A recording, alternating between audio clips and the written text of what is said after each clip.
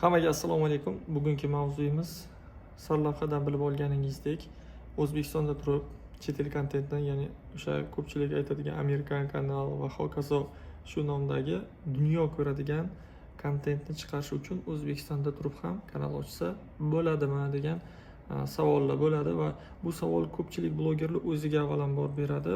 Ya'ni O'zbekistonda turib ochsam ko'rilmasachi, O'zbekistonga rekomendatsiya ketib qolsachi yoki bo'lmasam o'sha dunyo bozoriga, ya'ni dunyo platformasi YouTube'da o'sha rekomendatsiyasi o'sha Amerikani maqsad qilganmisiz, Amerika, Germaniyani maqsad qilganmisiz, Germaniyadan turib meni ko'rishmasachi degan qo'rquv savol ba'zi bir insonlarni ishni boshlashiga to'sqinlik qiladi.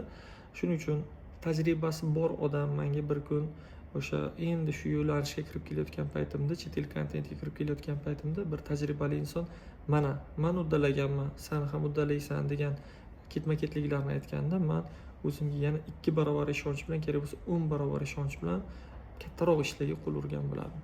Va shu narsani menga ko'rsatib bermagan, maslahat bermagan odamlarni deb men ancha orqaga qoldirib kelganman chet el kontentni. Va hozirgi kunda ancha chet el kontent bo'yicha tajribaga erishib oldim. Ya'ni dunyo kontentini yaratishga harakat qilyapmiz. Dunyoni xohlagan burchagidan tomosha qilinadigan kontentni yaratib bormoqdamiz va bu ishimizda biz yaxshi natijalarga erishmoqdamiz. Ya'ni O'zbekistonda turib ham o'zbek nomerga, o'zbek telefonga, O'zbekiston sim kartasiga va hokazo barcha hamma O'zbekistonga aloqador bo'lgan o'zbek kanalini ochish qanday bo'lsa, ingliz kanalini ham, o'sha dunyo kontentni yuklaydigan kanalni ham o'zini O'zbekistonda turib yaratsa bo'lishi mumkinligini o'zimga isbotlab oldim va sizlarga ham shu ma'lumotni foydali bo'lib, motivatsiya berib kattaroq ishni boshlashlaringiz sabab bo'lsam, xursand bo'laman. Mifni olib tashlanglar. Mana misol uchun kanalim bor, 90% Amerikadan ko'radigan. 90% tasavvur qilyapsizmi? 5, 10, 20 emas, 90% Amerikadan.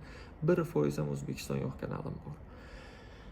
Kanallarim bor 5, 6, 10% chet eldan, misol uchun 5% gacha O'zbekistondan ko'riladigan kanallarim bor. Bu kanalning yo'nalishidan kelib chiqib bo'ladi.